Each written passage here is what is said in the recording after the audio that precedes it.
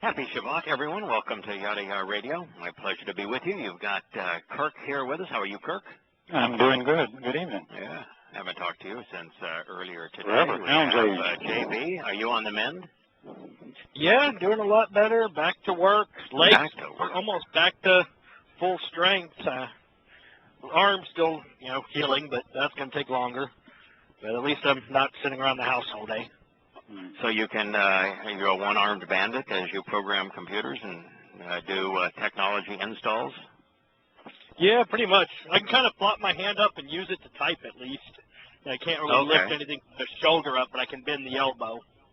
So I can sit at the right angle. I can still type, which makes things a lot easier one-handed.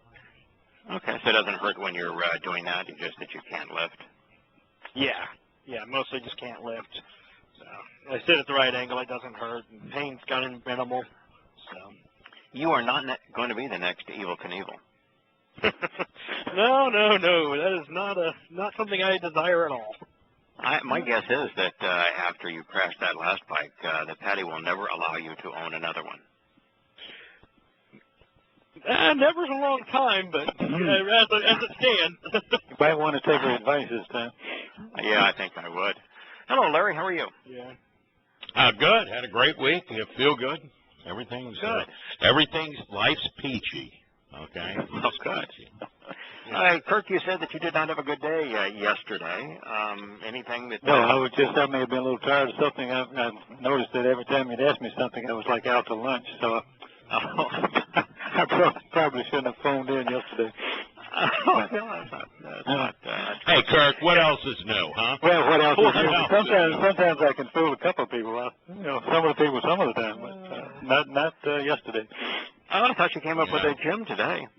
Well, for those that weren't listening to Shattering Myths today, that was our swan song, our Arrivederci, no more Shattering Myths. And you were studying what more you could learn about the fact that Proverbs 6 said that the Torah is light. Right. And if the Torah is light, well, we have taken the time to evaluate all of the meanings of Torah based upon the words that are found in Torah. We've never just said explicitly that Torah contains the Hebrew word for light, but it does, doesn't it? Yes, it does, and it's right in front of your face, and you look everywhere but at the word Torah, and that would be, it's right there. Yes. So when he says the Torah is light, he's not kidding. The heart of the Torah is the Hebrew word for light. Light. Yeah. So, we learned a lot just on the realization, making the connections, if you will, because Proverbs 6 is explicit in its presentation of the set-apart spirit. The set-apart spirit, or spiritual mother, plays a leading role in the presentation of Proverbs 6. As a matter of fact, it is the Torah of your mother. So it says the Torah is light, and it's the Torah of your mother. So this connection that we have made over the last 3 days on the Shattering Myths show of equating the Torah to the set-apart spirit and saying the Torah and the set-apart spirit are one and the same. They are the same thing. They are the manifestation of Yahweh in our world, and both are light, and both are the spirit of Yahweh. And so that proverb makes it clear. It says that the Torah is light, and it says it's the Torah of our mother. So this is not an extrapolation. It's not an opinion. It's a statement of fact that the Torah is Yahweh's presence in our world. It is His light. It is the garment of light that the set-apart spirit wraps us in. The reason the set-apart spirit can do such a marvelous job of enlightening us and guiding us through the Torah is because she is the Torah. And the reason that we come to know Yahweh through the Torah is because He is the Torah. And what we learned is that just as a photon of light does not represent an entire star, but the photon of light is the same essence of the star, that it is unchanged since it was set apart on its journey from the star. The Torah and the set-apart spirit are entirely Yahweh. They are absolutely, unequivocally Yahweh. They are just not the totality of Yahweh, but they are still equal to, in the sense of the same as Yahweh. And so you want to meet Yahweh, you want to listen to Him, you want to be enlightened by Him, you want to be empowered by Him, you want to be enriched by Him, observe the Torah. And ultimately, the thing that is the transforming aspect of the Torah is incorporating it into the fabric of your life. The Proverbs 6 says, bring it into your heart, the Torah. So when we do that, we're bringing the set-apart spirit into our heart. We're bringing the Torah into our heart, and it becomes the essence of our guidance. It's the essence of our attitude. It defines what we desire, what makes us happy. So it's extraordinarily profound.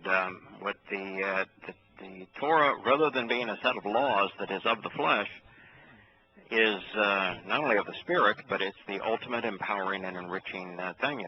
And it explains even how all 5 of the benefits of the covenant are manifest.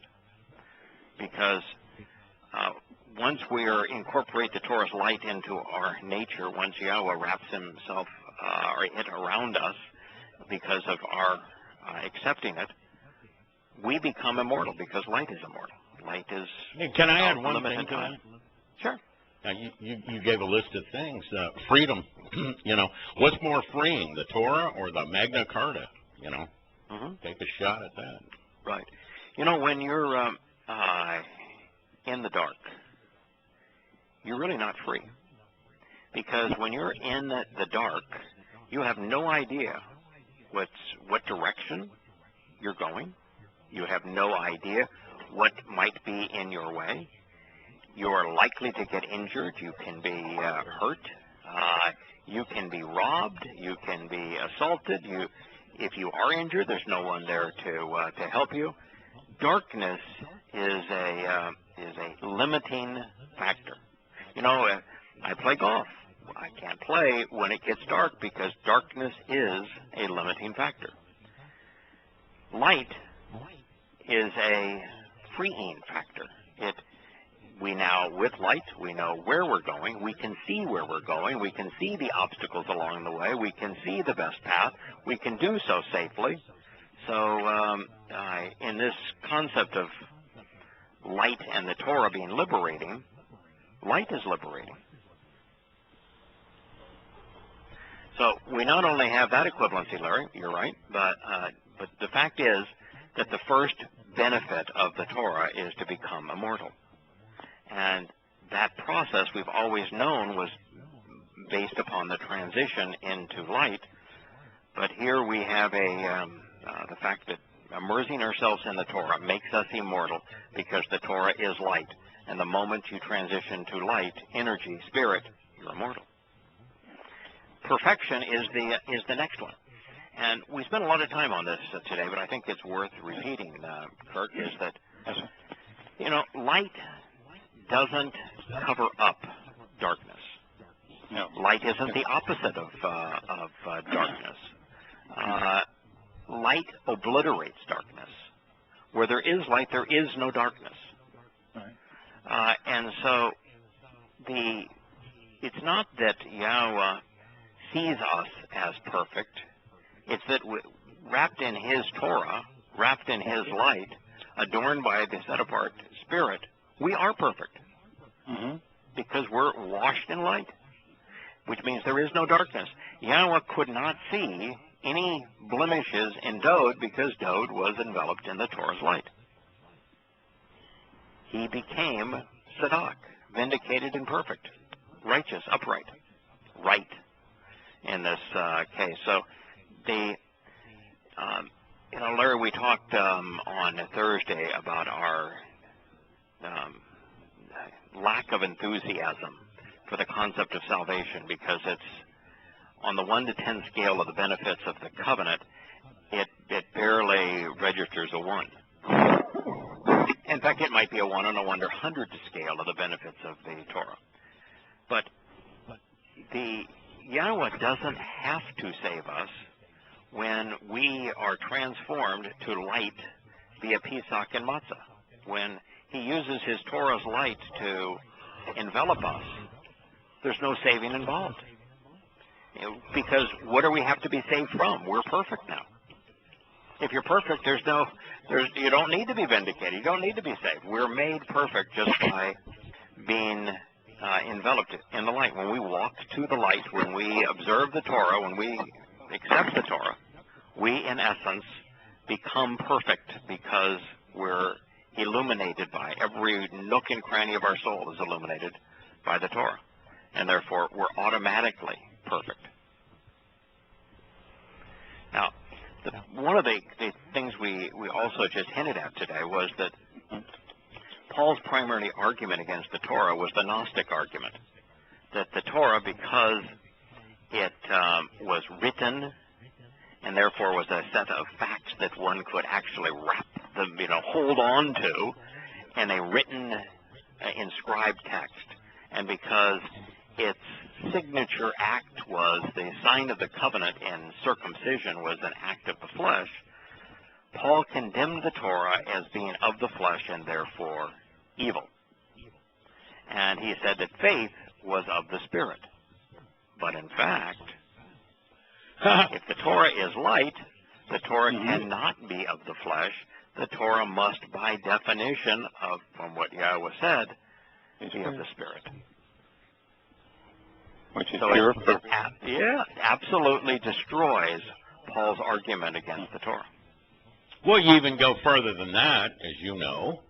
Everything that we sit on, we look at, we write with, even our stabilized forms of light, right? Yeah. So light is where it's at. I mean, that's where life is, so. All that matter is organized light. E equals MC squared. Light and matter are the same thing, just not the same amount of the same thing. But, light is the source of life. It's the sort of enlightenment. It is what gives us vision. It's what enables us to observe our surroundings and respond. So we're getting pretty good at relativity here. Yeah. We're becoming time light scholars. Yeah, of light. But, when Yahweh began and said that, that he created light and that he is light, and everything that follows is related to light, including the greater light that would become visible during the fourth day as a sign of the moed, of the meetings. Just as some great symbols. Oh, yeah. Sure. Right, yeah, fulfilled the first 4 moed in the 4th millennia of human history after being expelled from the garden. So it is light compounded by light, C squared from that perspective. So what's the third benefit of the covenant? We're adopted into the covenant family of Yahweh. To be adopted into like Yahweh's when they crossed family, the Red Sea. Yeah. Right, to be adopted into Yahweh's family as his covenant children, we have to become light. Because, when my wife and I gave birth to 2 sons, those sons are like us. They're flesh and blood. They look like us. They think like us. They are like us. But to be born into Yahweh's spiritual family, we have to become light.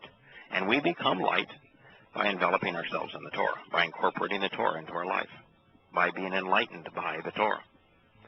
And the 4th and 5th benefits of the covenant are directly related to life. We are empowered. Well, that's the ultimate So we become empowerment. like light. Yeah, you're from a physical, mortal, restricted entity. You receive the equivalent of the speed of light times the speed of light in terms of multiplication of your nature. That's the wa in Hebrew, means to add to increase, to cause to be more. Yeah, that's the light in Yahweh's name. I mean, really. Yeah. How do you take a wa out of there? I'll never get that, which is an O. Yeah, which is also the defining term for the heart of light, because it's OWR. Or Sure. is it's pronounced because of the Yahowah. So it is the heart of the Hebrew concept of light is the Yahowah. And then to be enlightened and enriched is the next benefit of the covenant, and it's too, those things come by way of light. We are enlightened and enriched by what we learn when we're enlightened by way of the Torah's light. So it's all light. And so it's not just that with light we come to understand prophecy as future history, because on a photon of light and as light, Yahweh is able to see the past, the present, and the future at any time, at one time, at the same time, and therefore report back in our past what he has witnessed in our future, without predestining us to do those things, but simply telling us this is what's going to happen. And because he can also intervene in time, he can tell us when he is going to arrive, and what he's going to do, and when he's going to do it. And so the whole story is played out on this 6+1 scale that plays out over the 7,000 years of human history expelled from the garden. So light it's an extraordinarily profound thing to equate the set-apart spirit to light set apart from Yahweh. The Torah is Yahweh's light set apart from him, equivalent to the set-apart spirit. And that Yahweh is light, we become light. The benefits of the covenant are all a derivative of the fact that the Torah and the Spirit and Yahweh are light. So it was a worthwhile endeavor, and Kirk, of course, you found that light is in the heart of the Torah. But it's amazing. The more you think about light, we've been talking about it all day, Terry and I, and it's just, and when you start to understand what the offer was to make you that, and what you can do with that, and how your life is so dramatically, I don't have words for it, changed. Yeah. And then you think how close, I think, and personally, how close I could have missed it. I wouldn't even know the offer. I wouldn't even know what I was missing. This is incredible. Yeah, what's amazing, too, is that when Abraham finally showed frustration with Yahweh, and it was a time when he said, Yahweh kept on talking about what he was going to inherit through the covenant, and he finally said, come on, I'm an old guy, and I don't have an heir. So you keep on talking to me about what I'm going to inherit with this covenant, and what good is an inheritance going to do for me? I'm nearing 100 years old, and I don't have anyone even to pass it on to. I can't even fathom why you keep talking about an inheritance. That's what he said. And so Yahweh explained what we're inheriting by way of the covenant when he took him to the spiritual realm and then showed him the light of stars. So it is so obvious what he's offering us, and what it enables us to do, how it transforms us, how it empowers us, how it increases our capabilities. Well, I like the idea of talking about dimensions. You're just going to another dimension. To be a being in an advanced dimension. Wow. Yeah, and I don't think I really had a full appreciation of that until we began to really analyze, and Roy helped it a lot too, but we began to analyze how we, as a three-dimensional construct, can interact in a way in a two-dimensional construct. We can draw on a piece of paper. We can write words on a piece of paper. We can add colors to a piece of paper. We can fold the piece of paper. We can do all sorts of things to that two-dimensional construct. But we are infinitely superior to it. Right. There is nothing in that two-dimensional space that even approximates the capability and the abilities that we have, the power we have in three dimensions. And so as a three-dimensional construct, it is extraordinarily easy to create a two-dimensional construct. That's just why it is, since Yahweh exists beyond our three dimensions, it was extremely easy for him to create a construct in lesser dimensions. Now, in our world, we're actually in a six-dimensional construct. It's just that all we're able to understand is 3.5 dimensions of it. We're only able to maneuver very weakly and in a limited way in 2 to 3 of those dimensions. I mean, last time I tried to jump up, I didn't get very high or stay there very long. And while I can go off and did today and go fly my airplane and enjoy a little more three-dimensional attributes, I wasn't up all that long, and it took a lot of engineering to get me even up that high for a period of time. We're basically a two-dimensional construct that has some limits in the third dimension, and we're stuck in the ordinary flow of time.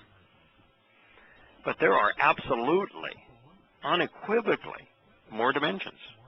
There's what scientists call dark matter, which is attractive, and dark energy, which is repulsive in nature.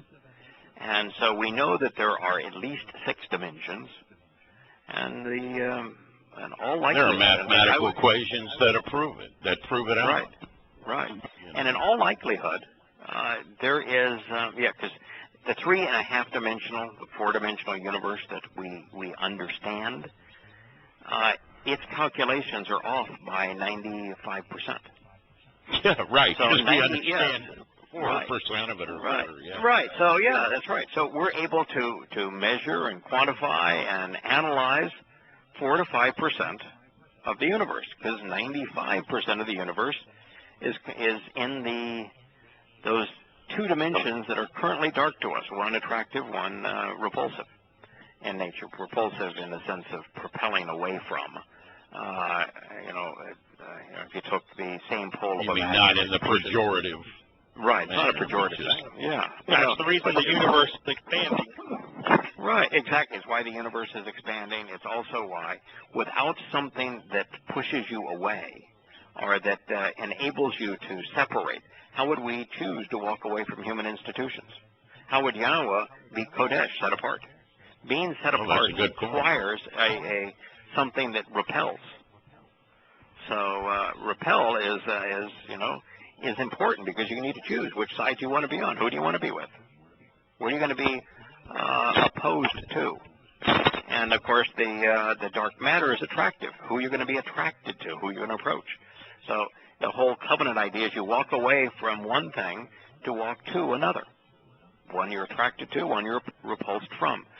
But so Yahweh is clearly in the 7th dimension, but able to interact in the lesser dimensions, but only in a diminished form.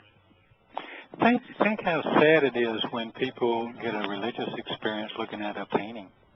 I mean, I like paintings, but come on. I mean, this is not in a religious context. I mean, that's just ridiculous.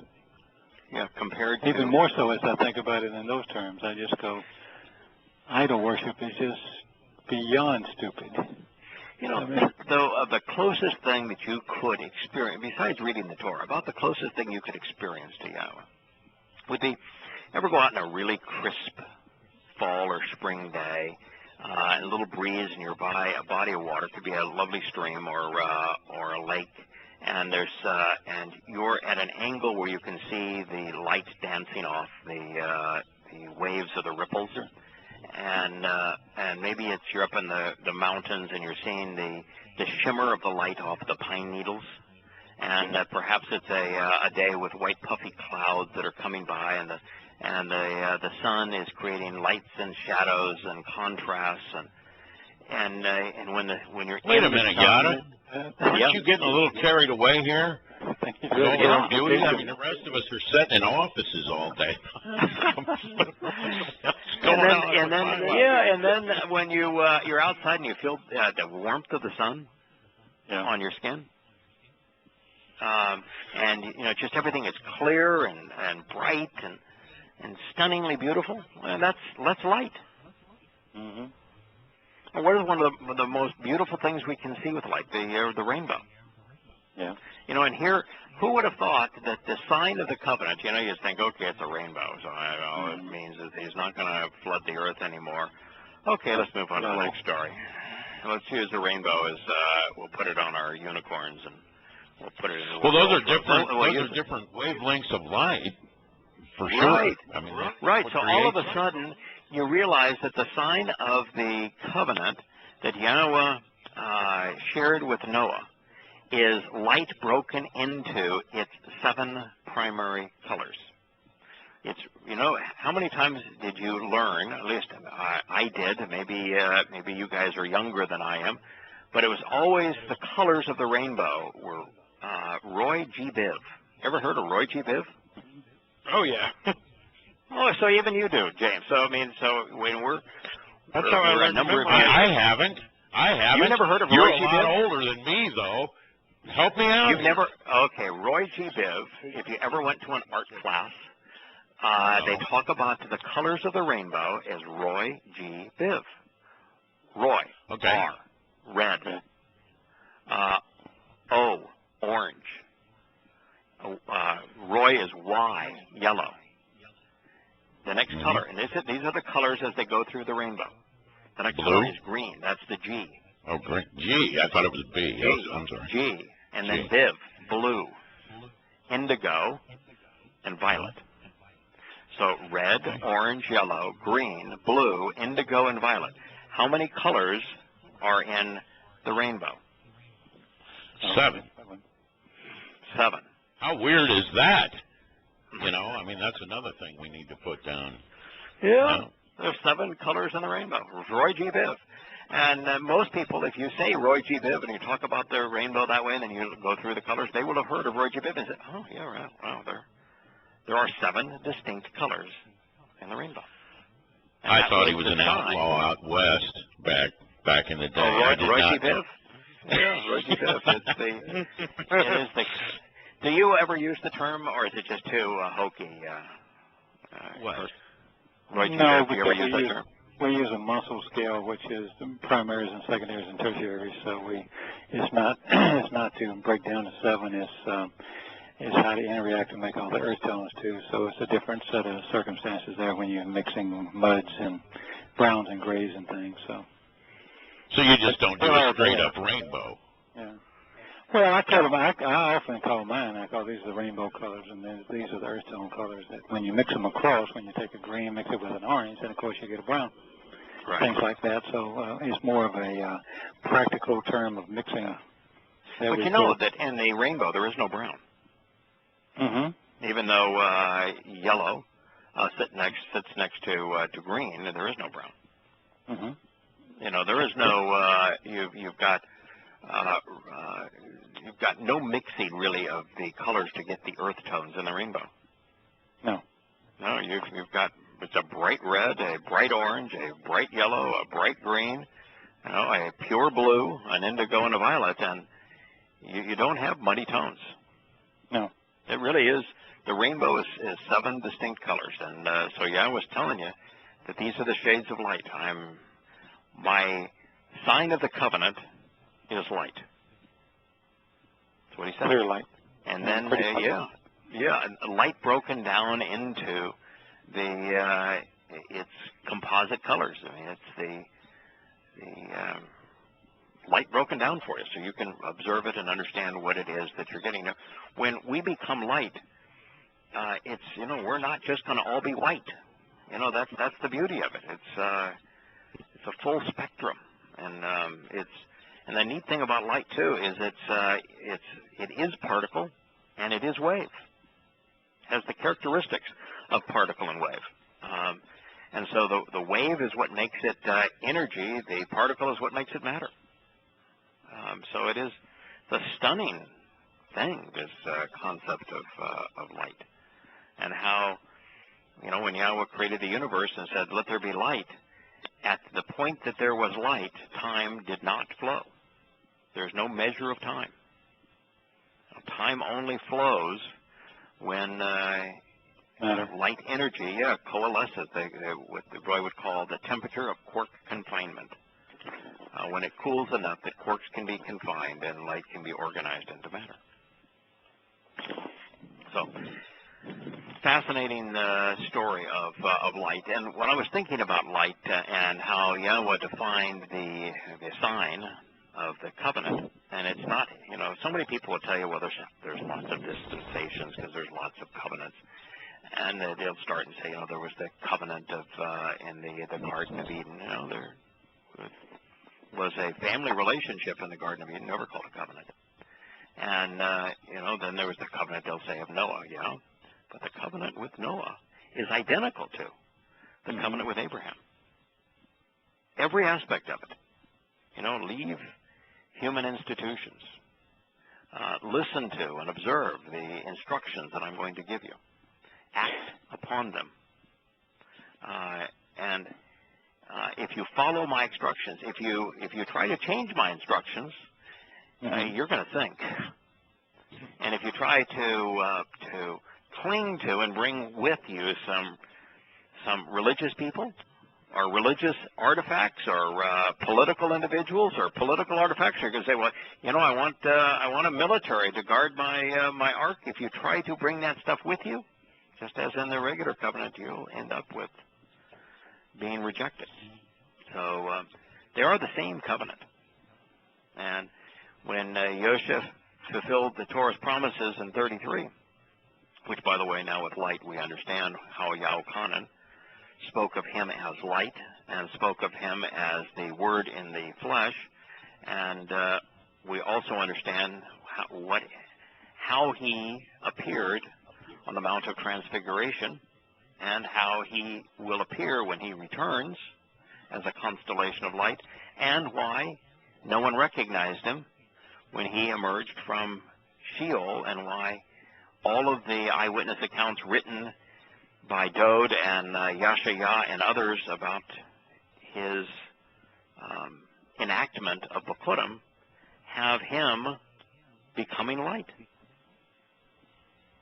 Aren't you kind of awestruck sometimes when all the parts start to fall together like this? I mean, it's just wow. When you start talking about the Torah equals light, the set apart spirit equals light, Yahweh equals light, Yosha equals light, the sign of the covenant is light. The benefit of the covenant is we're transformed into light. All of the benefits of the covenant are delivered via light. And what light represents in terms of past, present, and future, and also in dimensions, we could talk about light for 10 hours and not grow weary of it. No. It's a fascinating subject. Well, didn't Einstein say that's what he would have done if he had the time from that point on? He would have been the rest of his entire life, or a whole nother lifetime if he could get it just on studying light. Yeah. Because he basically came up with the two principal theories that unlock what we need to know to understand who Yahweh is and what he's offering. One is E equals MC squared. E equals MC squared explains who Yosha is, how he relates to Yahweh, why Yahweh showed the light of the stars to Abraham to enable him to be part, so that was the inheritance of the covenant, how Yahweh delivers prophecy without any form of predestination,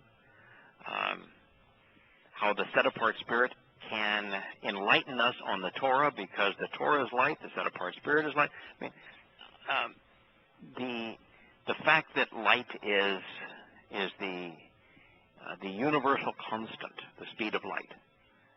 That's part of what Einstein revealed. The other part is this transformation between energy and light that explains what happened on Bakurim with Yosha, what will happen to us. And, I was reading before we actually began in Bereshit 6:1, but it was talking about Enosh. And when Yahweh took him, it says he vanished. Mm-hmm. I think that's what's going to happen to us. I don't think when the Towrah harvest occurs, I don't think we're going to leave a body behind. I just think we're going to vanish. That's how Yeah, well, that was always my take. It's standing grain. I mean, clearly states it. Right. I mean, just like that. And there's a reason that he points that out. And I want to add here, you got 7 types of that red, that's a gamma ray, and the orange, that's an X-ray, and the yellow, those are UV rays. The green is just light. The blue is infrared. The indigo is microwave, and then the violet is radio wave. So there's your seven wavelengths there too. So we do have visible light is all of a very small spectrum of very light. Yeah, light in general goes all the way from the very, very big wavelength to very, very small wavelengths, and so it is the same thing essentially as a radio wave, a gamma ray, an X-ray. All of these things are forms of the spectrum of light. Well, those are the 7 we know of. I mean, it's astounding when you get into 7s, as you know. Yeah. That's a good topic you're into. Everywhere. Yeah, I mean, like 77 words make up what they call the 10 Commandments. It's just, on and on it goes, and you can show all these. I guess there's 100 ways to get people to look at the Torah. And I think that's possibly because Yahweh doesn't want to leave people without an excuse, maybe. I mean, correct. There's 100 ways to look at it, and they all line up. It's perfect. And the more you grow, the closer you examine, the more you consider, the more you're enlightened by what he has to say. It's a constant growing experience. There is not a single occurrence where you can go through even the same material 101st time, and you don't learn something new. So, here we are just expanding on the notion of light. We knew when we translated the terms and conditions of the covenant, going through that for the first time, that the reason that Yahweh took Abraham to the light of the stars when he said, "What am I going to inherit?" was because we were being transformed into light. But we didn't know all this other reference to light was there at the same time. And that's how you come to understand. You just make connections. Well, I mean, how many times do you look at the Moed Mikra, the 7 Moed Mikra? I mean, you go over them, and you go over them, and you go over them, and if suddenly, one day you ask me on the radio, "Larry, what do you think, why do you think the first 4 Moed Mikra were fulfilled?" And I said, well, there's spring, and then the fall is coincides with the fall of man, and that is true. But that's not really why. It's because all the work that needed to be done in order to transform us regular folks into beings of light to be with Yahweh were done in the spring. That's why. Yeah. But it's got to fall. There's 5 benefits of the covenant. All 5 benefits of the covenant are enabled in the first 4 Moed Mikra. Yeah. Yeah. So you have to have those 4, otherwise you can't have the promises of the covenant fulfilled. Oh, by the way, Larry, we're speaking of light. There are 4 of the 7 Moed Mikra where we're specifically asked to answer the invitation and come into the presence of the Isha, the feminine manifestation of Yahweh's light. Which is light, yeah. Yeah, so, here you want to talk about God being consistent on light. He took Abraham to the light. He's telling us on 4 of the 7 Moed Mikra, answer the invitation and come into the presence of the spirit of the feminine manifestation of my light. He just equated in Proverbs 6. He says it's the Torah of your mother, and then he says the Torah is light. So if you already want to answer that invitation, you come into the presence of the set-apart spirit, which means you open up the Torah. What do you do in the invitation? Open the Torah. I know there's plenty of people that oppose the Torah. Plenty of people that use Yahweh's name that oppose the Torah, believe it or not. Yeah. But, why do you think it is they oppose the idea of the feminine manifestation of Yahweh? I mean, when it says it right there, Isha, or it says Malaka, I mean, how could this possibly be that people who claim to be well studied in the words of Yahweh miss this? And why are they so offended at the idea that there's feminine or nurturing attributes attributed towards Yahweh? Why do you suppose that is? I mean, we're not talking about sex organs here. No. You know, you guys are all fun to be around. But, you know, personally, I like girls better. I really don't like girls. Yeah, I mean, I've always begun to wonder. I've always begun to wonder about these guys that are sitting around a campfire with a beer and they go, "Guys, it doesn't get any better than this." I'm like, "What? Oh, it does. Are you got to be kidding me? Things to improve it. Girls. Girls are good. I mean, the girls are great. And so the fact that Yahweh has a and there's a lot to girls other than just they come in a pretty package. There's a lot to girls that makes them special. I'm personally fond of the idea that not only does Yahweh have a feminine characteristic, he has a maternal aspect of his nature. I think it makes him more appealing.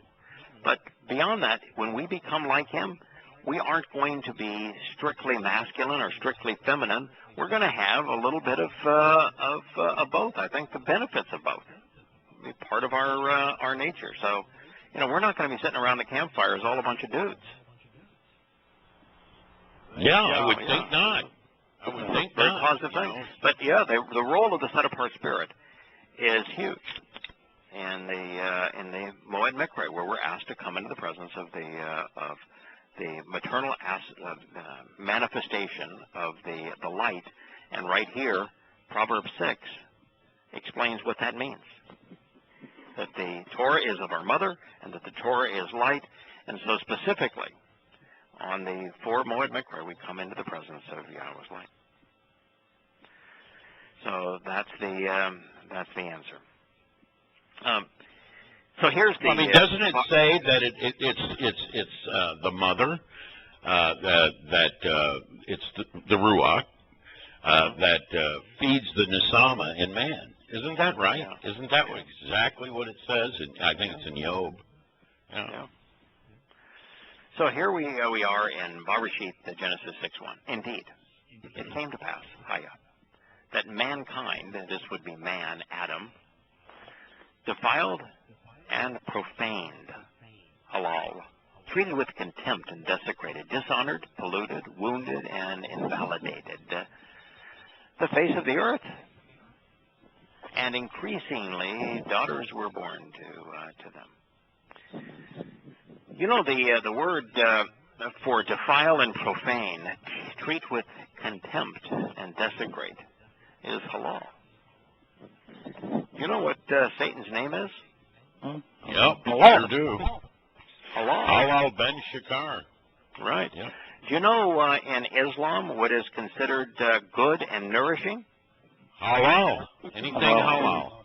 Yeah, you go to a Islamic store, and the food being presented there is halal. So Islam, Satan is so in our face. So it's so obvious that Islam is demonic. Muhammad began it saying, "I've been demon possessed." He ended his life saying he was demon possessed. He was totally fixated on death. He did everything he could to abuse women, which is a sign that you're not coming into the presence of the set-apart spirit. That's for sure. He not only demeaned women, but his whole fixation was on death. And so the fact that his God is Allahu Akbar, wants to be greater than the God of the Yahudim, therefore greater than Yahweh, and the fact that you also have his God spending all of his time in hell in the Quran.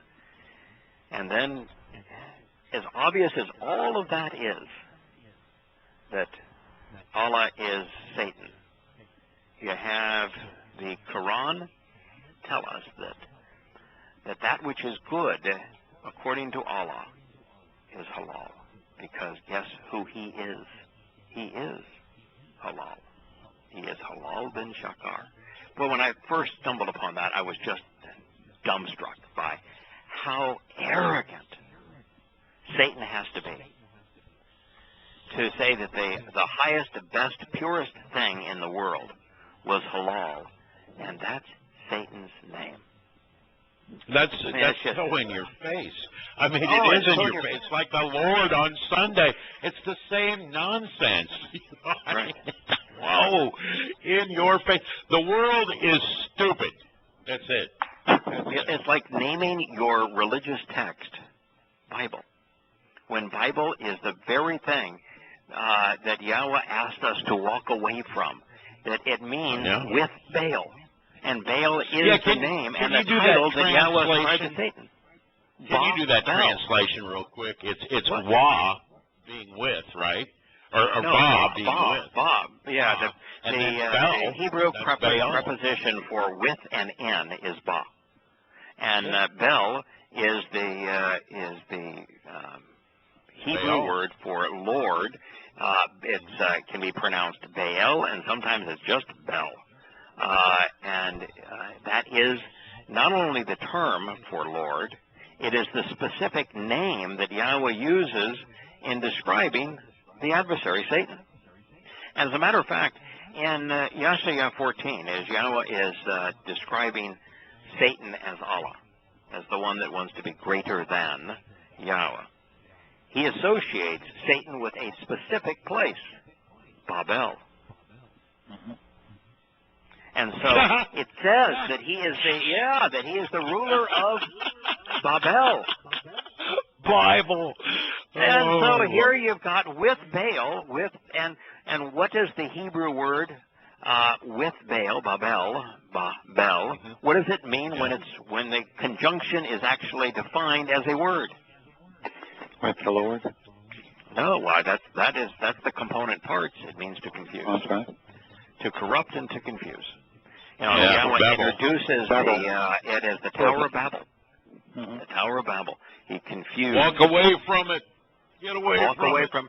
Yeah, it told us that Abraham was in Ur of the Chaldeans. Chaldean is synonymous with Babylon, and Yahweh defines it as being synonymous. It says, walk away from Babel. And here the Christians are carrying around their Babel as the inerrant word of God. Well, even worse, their God is with Baal, the Lord. Holy Bible.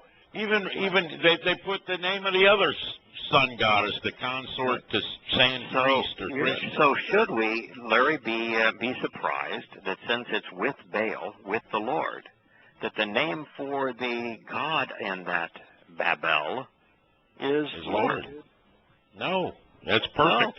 No, that's perfect. Yeah. It's absolutely it's perfect in a very perverted and twisted demonic way. Well, yeah, sure. It's like the Easter eggs, demonically perfect. I mean, you couldn't do demonically better. perfect. Yeah. Yeah. So that is what mankind did. Mankind defiled and profaned, treated with contempt, desecrated and dishonored, polluted, wounded, and invalidated the face of the earth, the Adamah. And this is, by the way, Adam and Adamah. There's a connection there. And increasingly, daughters were born to them. Mankind, Adam,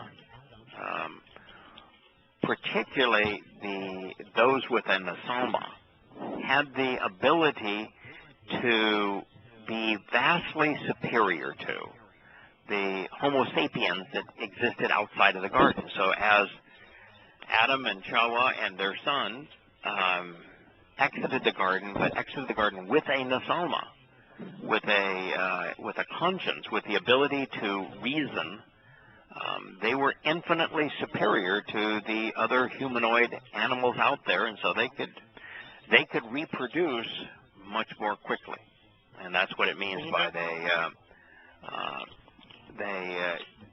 the daughters were born to them. Yeah, it's important to note, too, the use of Adam here as opposed to the other Hebrew words for man, like Enosh, mortal humankind. Because when it comes to the flood, it's so much of a misunderstanding that this was about killing all humans. No. It was about killing the Adam, the descendants of Adam. Correct. And as a matter of fact, what Yahweh said, just so that those with their eyes open would know that for fact, is that after he finishes the flood story, he says specifically that all men with a nasoma were wiped from the face of the earth. So it's not all Homo sapiens. It's not all ish individuals. It's not all Enosh mortal men. It was all Adam, descendants of Adam, with an nasoma. He's very specific. Because it was, we used our ability to reason poorly. We used it to defile and to corrupt. Where's that out? Which verse is that? I'm sorry. Which passage? Well, we just began in Genesis 6:1. Barashith, Genesis 6:1. No, I know we're there. Okay. Yeah. All right. All right, and we jump to the end of the story because of what James had said, that Adam was chosen over many of the other Hebrew words for man. Speaking of this was the focus on a specific man with a nasoma, and I was just affirming that the Noah story ends with Yahweh telling us that it was only Adam with a nasoma, men with a nasoma that were removed. That's what the target Could any of them survive? Could any of the others have survived? Oh, yeah. I mean, well, I know they survived for a while, but could they survive? Yes. So today, is it possible that there is a human without a nasoma? Well, I tell you what. I tell you what. In the world right now. I will tell you that it's hard to say the majority of people have a fried nasoma, a nasoma that is no longer functioning. But what percentage of people do not have a nasoma today? It's hard to know, but I suspect the number is that there are some. And I will tell you that the majority of people have either a dysfunctional nasoma or a nasoma that has been wired in reverse. So that, when you're dealing with Muslim terrorists, you're dealing with the elitists that are so dishonest. In politics and in the military and that sort of thing. You're in intelligence. The higher-ups of the Catholic Church? The higher-ups of the Catholic Church, yeah. You're dealing with a nasoma that is wired in reverse. Completely corrupt. Yeah. Yeah, completely and totally perverted and corrupt.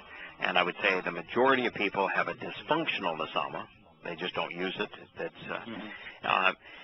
Before I started my exercise regimen, I got pretty flabby, and if I tried to do something that would require any degree of effort, I tired because I didn't use my muscles. Now I exercise an hour a day.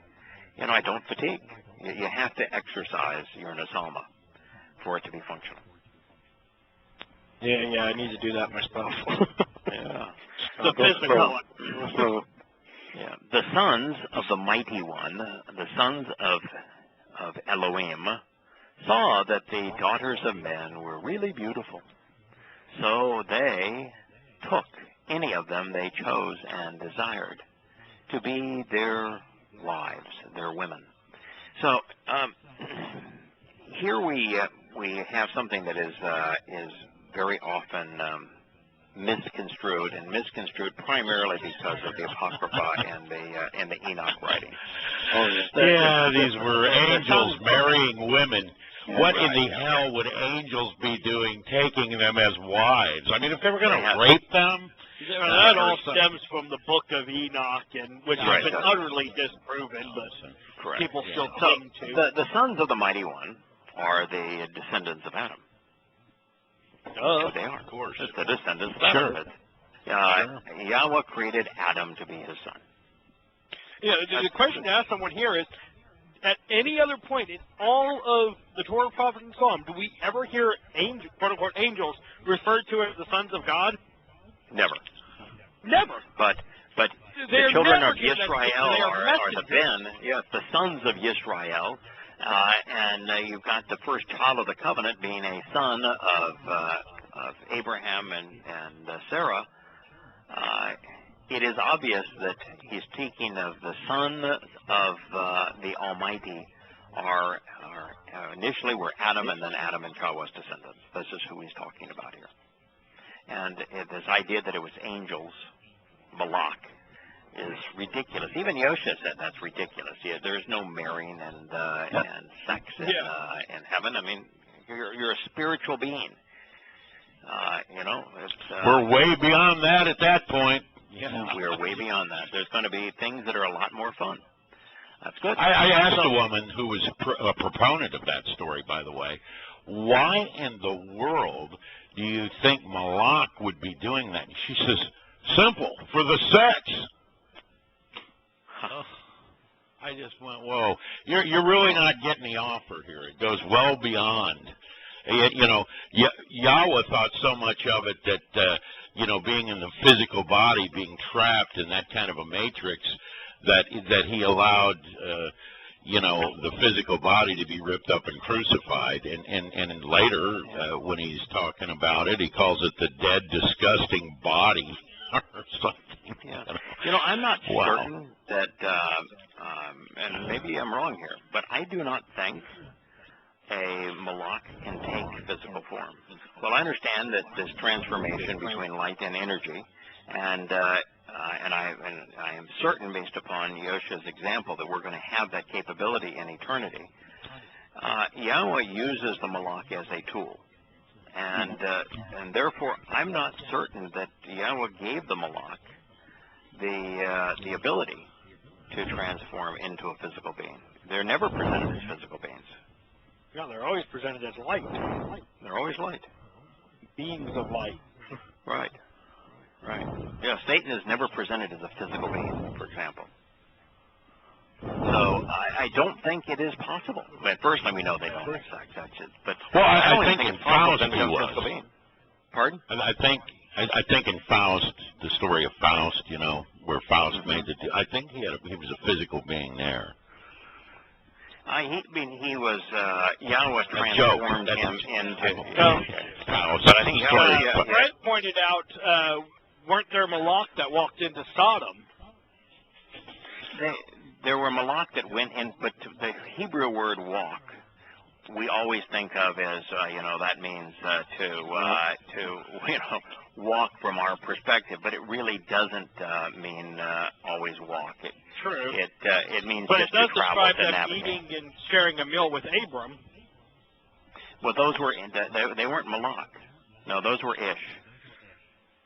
Okay, true. It does. Those were Ish individuals, and the individuals were Yahweh, Yosha, and the set-apart spirit manifest in a physical form. Yahweh can take a physical form.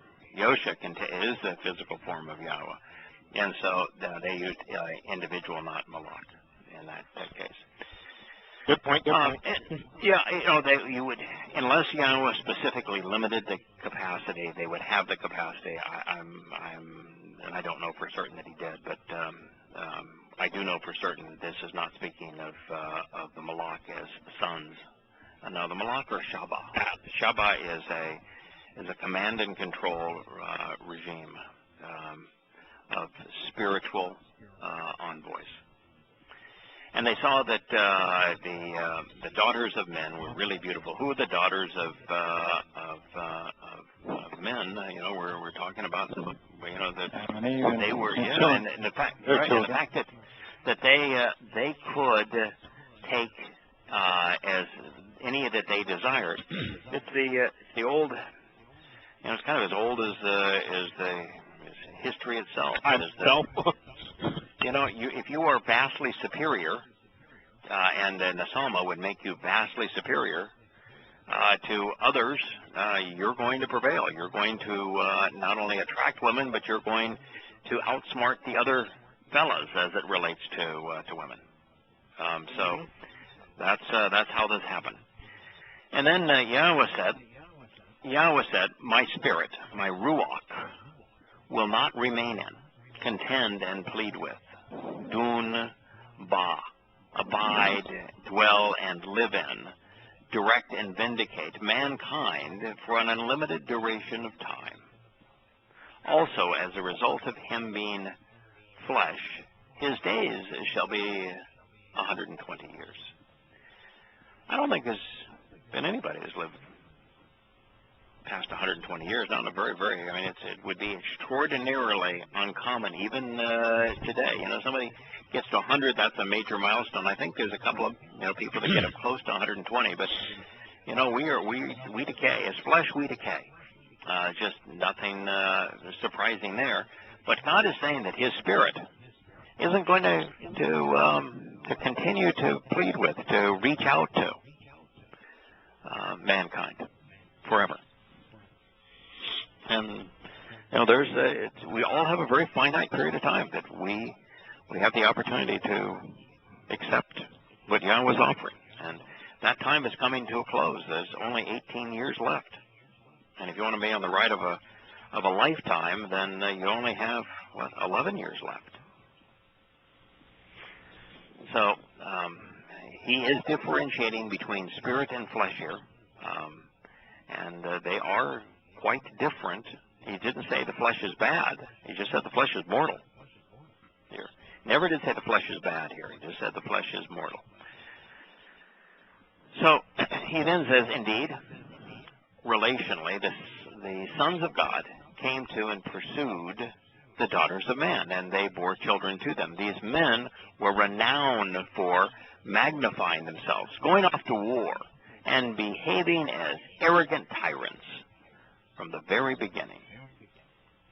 So, what's changed?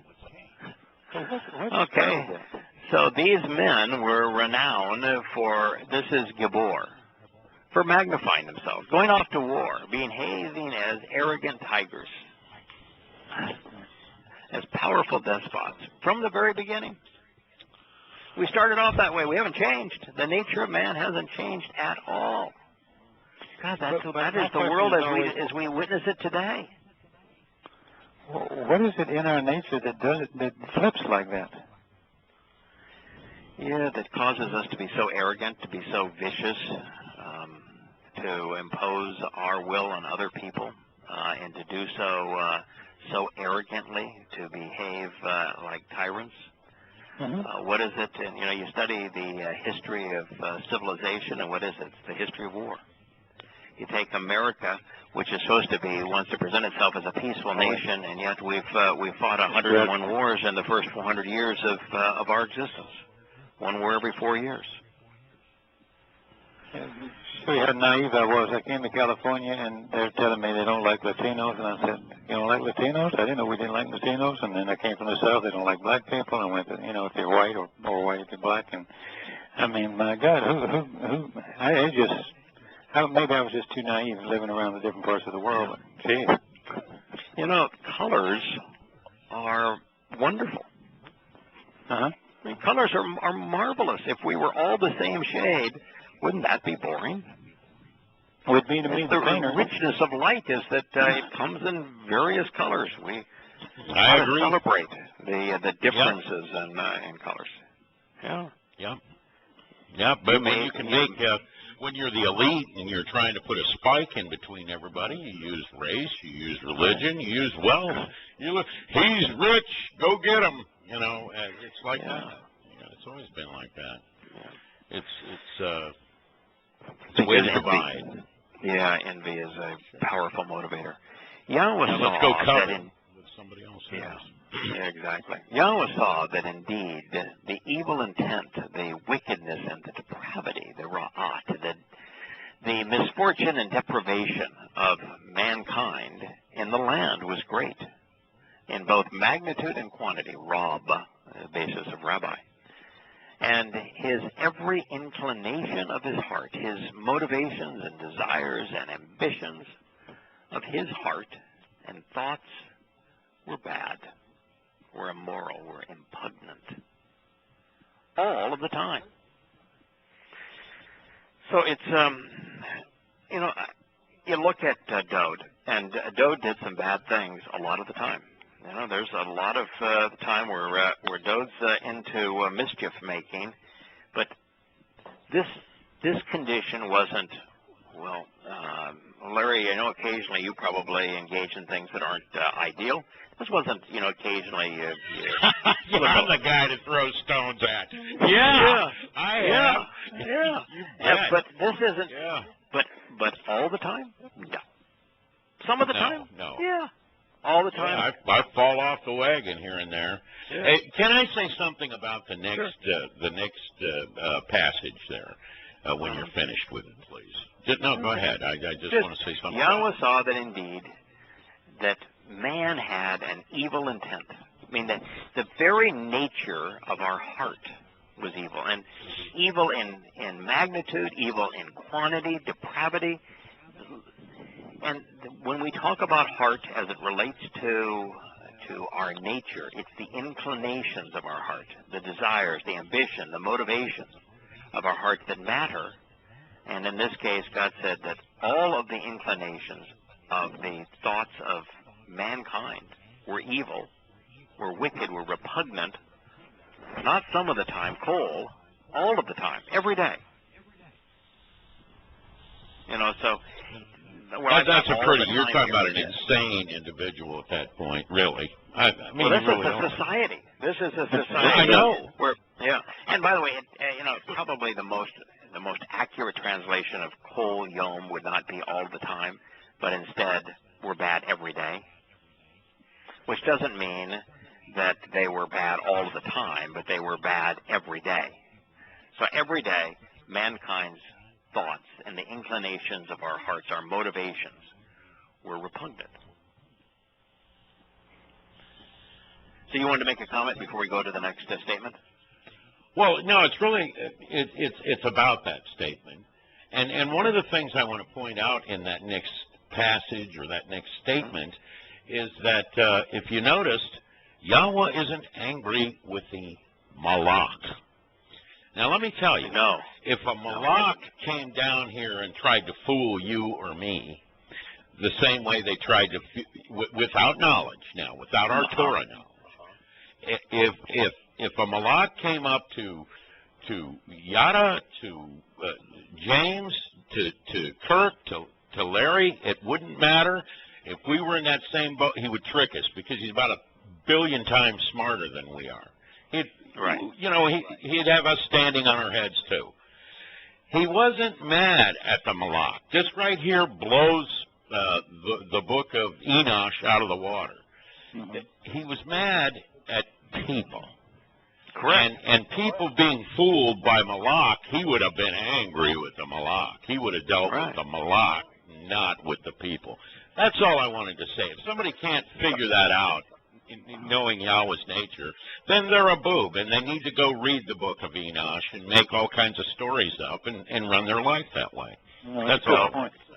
Your point is valid. The context is the mother's milk of understanding. So somebody who wants to take a single word and misrepresent it and say that there were angels that were having sex with little girls, you read it in context. God's not maligning the malach. He's not saying, first he didn't use the term malach, and second of all, and he has a perfectly good word for it. He knows how to use the word. If it was malach, he'd have said malach. And second of all, why would he then go and say man is repulsive? It says that man's thoughts, the inclinations of man's were evil every day. He's not talking about the malach being evil every day. It's man. So you're right. It's impossible to give it the angels are having sex. If the angels could do that, as brilliant as they are, they'd probably be out here having sex all day. They'd be able to take advantage any way they wanted to. They really could. I mean, they're that much more infinite and smarter than we are. They're the difference between the piece of paper and the person. So, yeah, they could manipulate people, but he wasn't mad at malach. He was mad at the people. That alone takes the book of Enoch and flushes it. That verse alone destroys it. Yeah, it says, and Yahweh truly grieved, regretting that he had made Adam, mankind. Not the malach. Yeah, not malach. Adam, mankind. Yep. Along with the earth. His heart was emotionally distressed filled with grief and sorrow. Now, do you think that was because that God didn't love enough that he failed with humankind? No. Well, Paul wrote, love never fails. God was grieved. God was grieved. He gave us free will. That was the center pole there in the garden. That was the center of the issue. That was the issue. Right. Choice. Yeah, and we chose poorly. And today, all but 1 in a million chooses poorly. And look how many people today are just violent, vile, vicious, perverted. That's true. It's hard to fathom what some people do to others. I mean, it's just I look at people that don't know, they'll say those people don't have a soul. No, they just don't have any Nasama left. And like you say, the Nasama is not backwards. Yeah, we systematically torture people, and nobody complains. You know, they don't say that about those people, but they don't say it about we. Who government tortures people down in Guantanamo or sends them to Egypt to do it, or cowardly buggers. Well, while you're speaking of that, Kirk, I know later we get into the fact that the Quran and the covenant writings couldn't be more different by I think it's 50,000 to 1 or 25,000 to 1. Yeah. But there's something even outside that. In the Torah, Yahweh allowed people, since we're speaking about the military, the people that he had killed were within the land. He wanted the land free of all these, Gabon cleaned up his house. Hittites. Right. He never authorized them to go outside the land and kill people. There's another big difference, by the way. So, the idea of going out and attacking others to drag them into your religion, whether it's Christianity or Islam or whatever the hell it is, wouldn't really matter because that's outside the Torah. Right. That's it. Yeah, so here Yahweh is actually giving us the explanation of what he was asking Yisrael to do. And he wanted Yisrael to do it even though he was going to enable them. And just walking around the town of Jericho was sufficient to bring it down.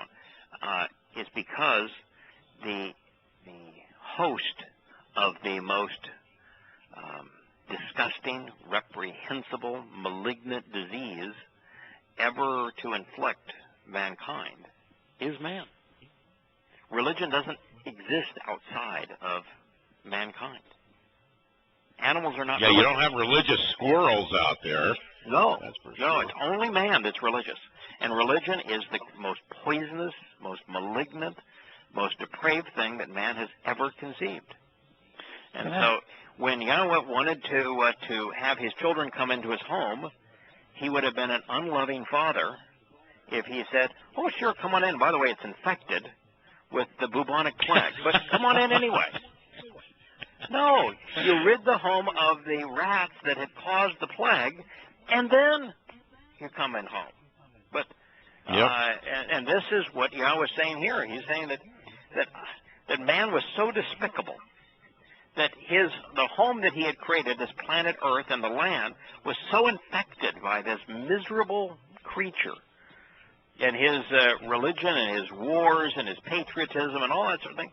He said, I'm just going to clean house. By the way, I think that 8 people, by comparison to the number of people that were alive at that time, was probably the same as the 1 in a million that become members of the covenant. 8 eternity in those 8 people. Also, 8 people represents eternity.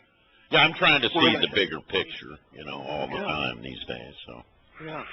What do you think? That was a brilliant deduction on my part. You are brilliant. Well, you are brilliant. You are the deducer in chief. Oh yeah. You are tickled with yourself. Yeah. Hey, let me tell you, I know how to entertain myself over here. I really do. But the fact of the matter is that you are correct that there were 8, and the reason there were 8 is that 8 represents eternity. Yahweh provided instructions that enabled Noah and his family, those 8 people, to live forever based upon this covenant that he established with them. And so, yes, it's an insight that Yahweh's instructions will enable any family to become immortal should we act upon them. And his name starts out with a letter for inheritance. Yes. Yeah, Noah. Yeah, it's the sperm. So it's a child born with an inheritance. By the way, it's a child that doesn't stay as a child the whole time, because what's the last letter is a man standing. Okay, yeah, Noah. Yeah, from a sperm to yeah. So then Yahweh truly grieved, regretting that he had made Adam along with the earth, and his heart was emotionally distressed with great grief and sorrow. So you want God to be grieved, you be religious. You go off and you join the military. You become vicious, and that'll grieve God. You want to make him happy? Walk away from those things. You want to make him sad? Engage in those things. By the way, there was no comment here that the things that grieved God were homosexuality. There's no comment here the thing that grieved God was promiscuity. He didn't. He said they took women as their wives. He didn't say that was a bad thing to do. They married them. No, right. Didn't even say just took one. one. It was a bad thing to do. Right. It's their vicious behavior. It's their ego, their corruption and their perversion that he was angry with. It was their religion and their politics and their militarism that he was angry with. It wasn't all the things that Christians have a conniption fit over. Yeah, not forgiving enough. That's enough. Yeah, I love that. Way too sexual. Way too. You got to fight against homosexuality. Yeah, everything is encapsulated in sexuality. I want to share this with you guys real quick. It's perfect. I watch these ID investigative shows from time to time, and I watched one where a religious, I think it was a Pentecostal group, anyway, this girl, basically, she's married to this guy, and then the brother comes to stay with them, and she pretty much doesn't want to be divorced, but she wants to be with the brother, and she tells him so. So basically, she leads him to kill his own brother. Okay? This was the crime. And they went to 3 different people from her church, and they all said, now she didn't have sex with him, though. In other words, she talked the brother into murdering his own brother so they could be together, because she couldn't be a divorced woman, because that was beyond, any worst thing that could ever happen. So they committed a murder, but she didn't have sex, though. I was floored. You've got to be kidding me. You've got to be kidding me over here. But that's a true story. So I think that kind of encapsulates what you're talking about, the stupidity. You're talking about a religion who takes, the one of the 10 statements God etched in stone that says he will not forgive, and interprets it to mean don't say God damn. Yeah. So that religion, you can murder, lie, cheat, do all these other things still, but if you say God damn, God will not forgive you. Well, I'm telling you that. But by the way, did God say they accumulated great wealth, and I'm really envious because they accumulated great wealth. No, it wasn't. That wasn't part of his. It was distortions and corruptions. He didn't say they're way too industrious. No, his issues were religious and political and militaristic, and it's about our attitude and our ego that he was saddened by.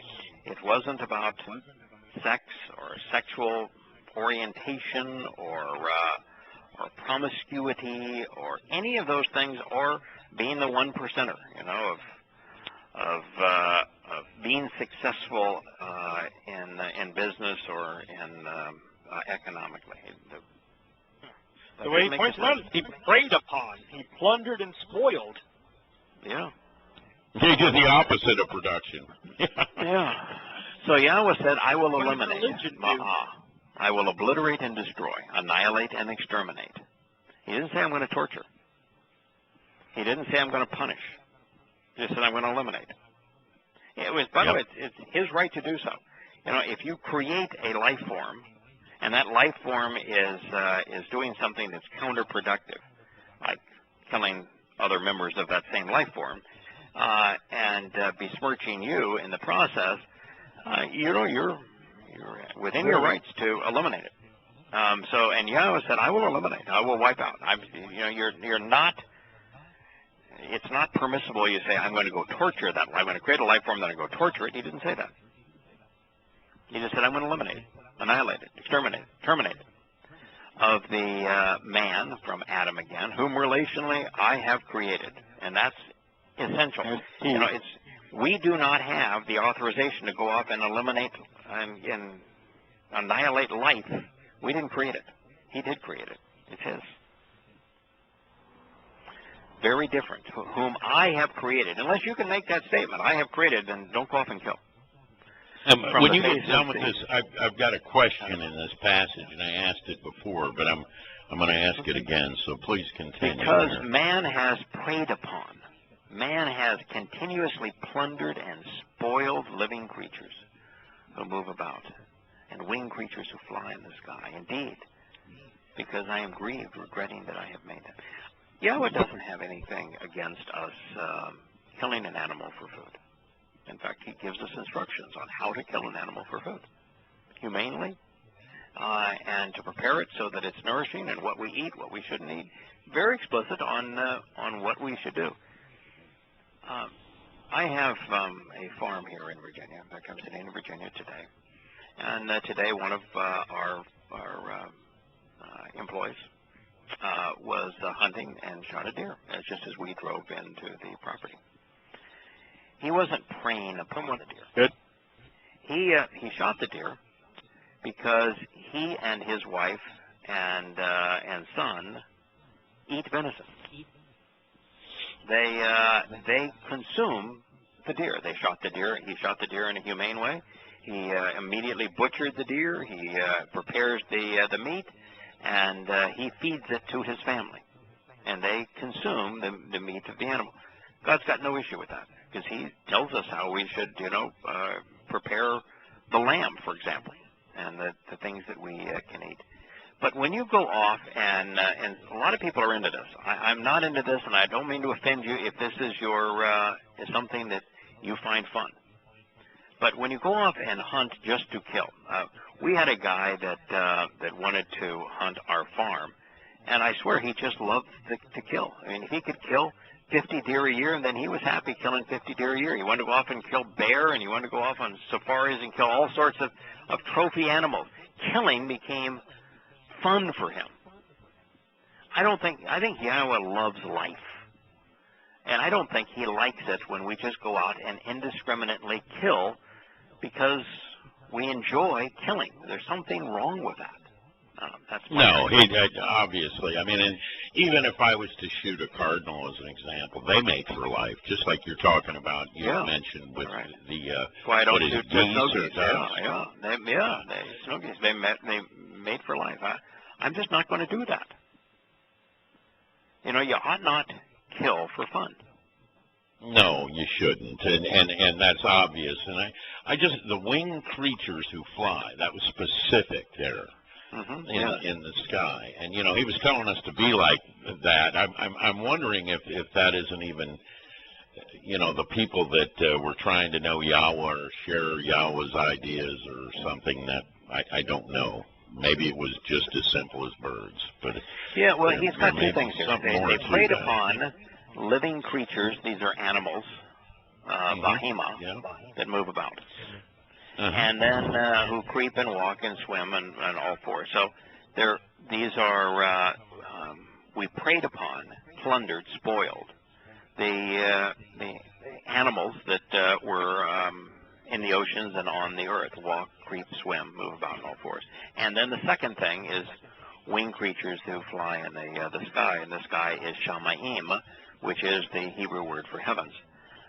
So it could be just as simple as, it doesn't matter if it was in the they were just water, killing on the everything land, that or walked in the or sky. They swam were or killing everything. Or if you wanted to look at rimas, as winged creatures who fly, as op, shamaim in the sky, that they preyed upon the messengers and the message of Yahweh. You know, even the set-apart spirit of Yahweh, that which has wings, and flies, and doves, the symbol of the spirit. The fact that when the two Malach, gorgeous in their adornment of light, came into Sodom, the Sodomites wanted to prey on them. Yeah, that's right. Hey, did you hear what happened yesterday? Speaking of Sodomites, the Match.com has a parent company, and that parent company went public, and the public offering was not very good. And it was because the CEO of Match was talking about all of his sexual conquests on an interview. He was supposed to have a quiet period with an IPO, and he violated the quiet period. And he was talking about his sexual triumphs, and he said, you know, that he even had supermodels that were trying to have sex with him. But he told the last supermodel that he preferred smarts over physical beauty. And he says, you know, there's a word from that, sodomize. There's a word for preferring intelligence over beauty, and it's called to sodomize. That's what he's recorded and saying during the IPO, and the stock plummeted. Brilliant man right there. Match.com. Yep, I just had to throw that out because I read that this morning. Unbelievable. Indeed, because I am grieved, regretting that I have made them. But Noah found favor, chen, acceptance, compassion in Yahweh's eyes. So, Noah's obviously not with the rest of them. He's not out there killing for the fun of it. He's not out there being vicious. He doesn't have a gargantuan ego. He's not a tyrant. Noah was different, and therefore Yahweh saw Noah, and Noah found favor. And what does Noah mean? Trustworthy guide. Trustworthy guide. Yeah. Yeah. Trustworthy guide. And it's really a trustworthy guide to a resting place. In other words, returning to the protected garden of great joy, the Gan Eden.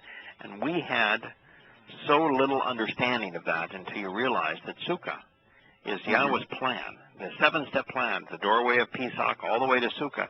Sukkah represents returning to the garden.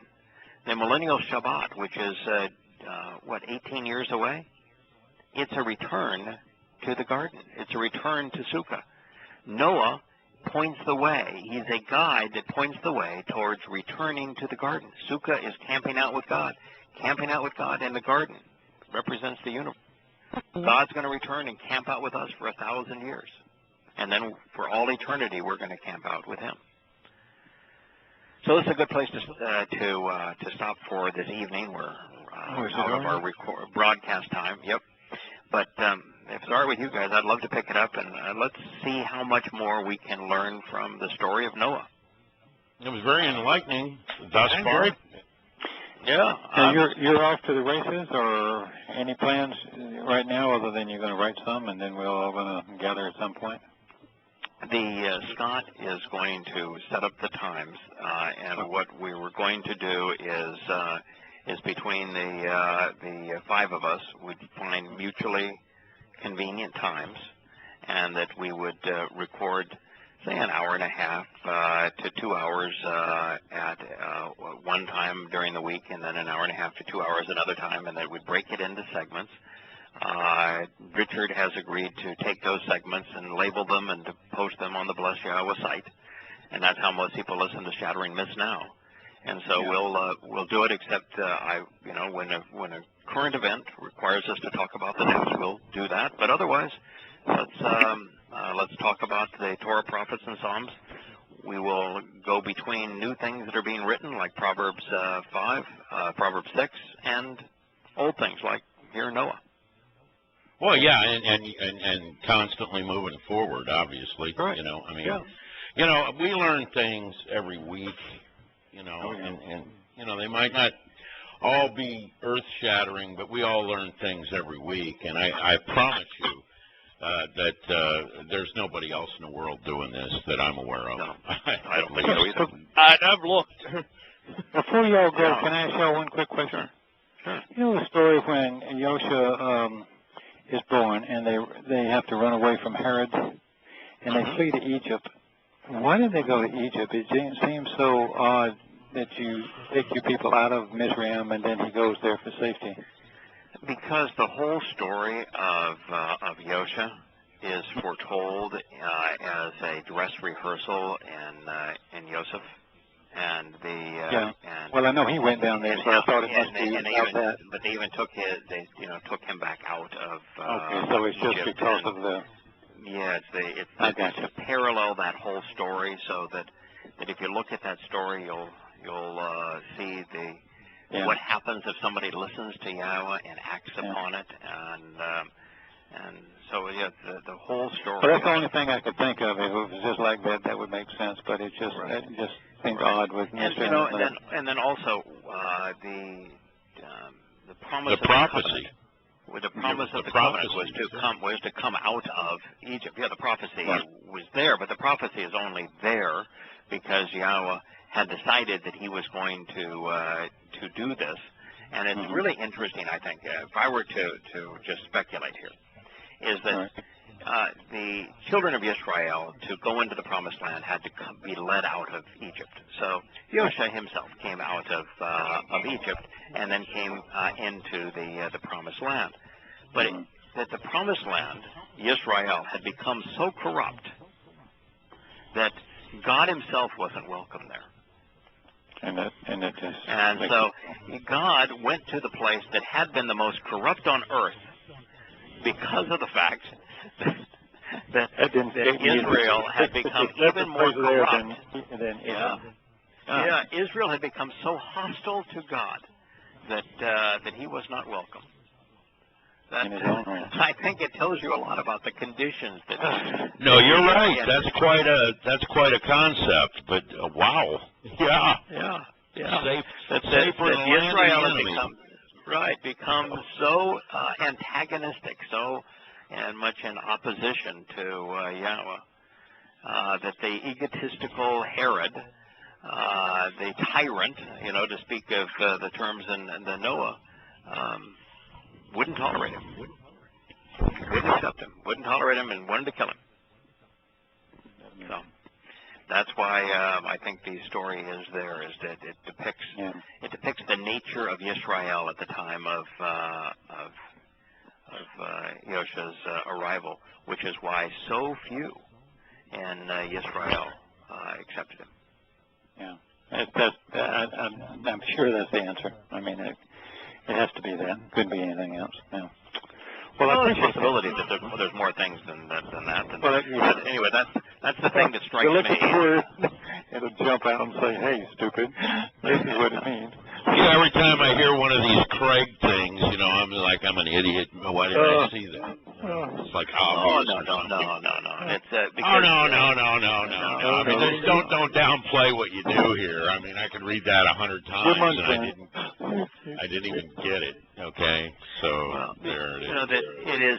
It is fun to look at something. Okay, from Yahweh's perspective, why would he do this? There's the tie-in with the children of Israel, and there's the tie-in, of course, with Joseph. Coming there out was a prototype here, right? And there's a prototype here that Abraham's descendants went into Egypt, and then they were taken out of Egypt by the hand of Yahweh.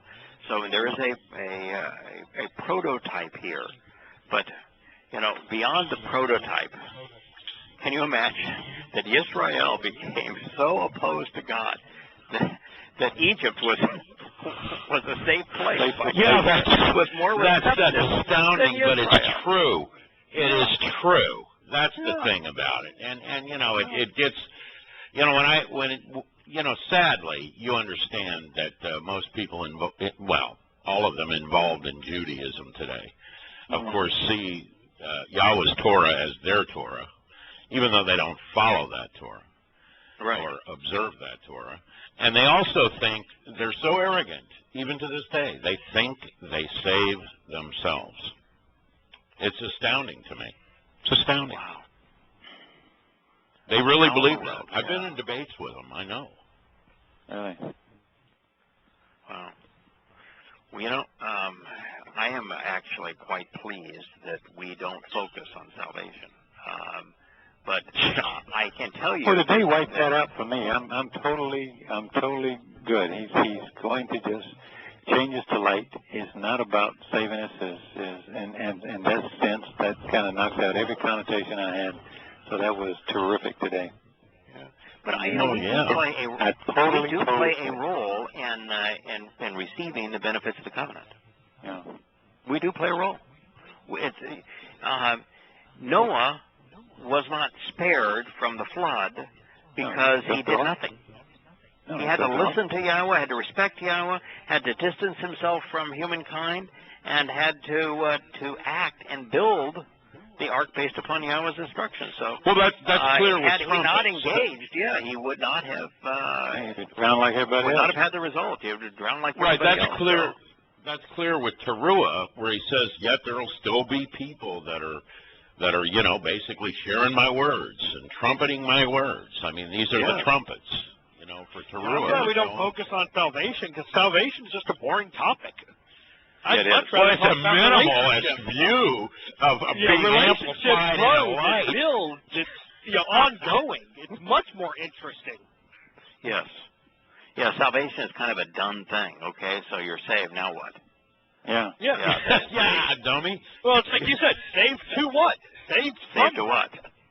Yeah, well, saved to what? Every time I take Graham, I'd say, well, okay, I'm saved now, what do I do? You know what? Yeah. What are we going to do now? Where do I go from here? Yeah. Well, what's next? Got to be something, it's right? Boring. It's not interesting. Relationships, now that's interesting. That's interesting. Yeah. Yeah, because it's always evolving. It's always growing. You're always learning. You're always doing. Yeah. Yeah. Correct. All right. So Kirk and James and Larry, as we approach the end of December, we'll be talking about the timing of doing this, and we'll do a bunch of Shabbat shows between now and then. And I will be here next Friday, but the following Friday we're reenacting the same cruise and the same stays in the Caribbean that my wife and I did on our honeymoon 30 years ago. So I am taking 2 weeks off to enjoy. Now, how brilliant is that? We're reenacting our honeymoon.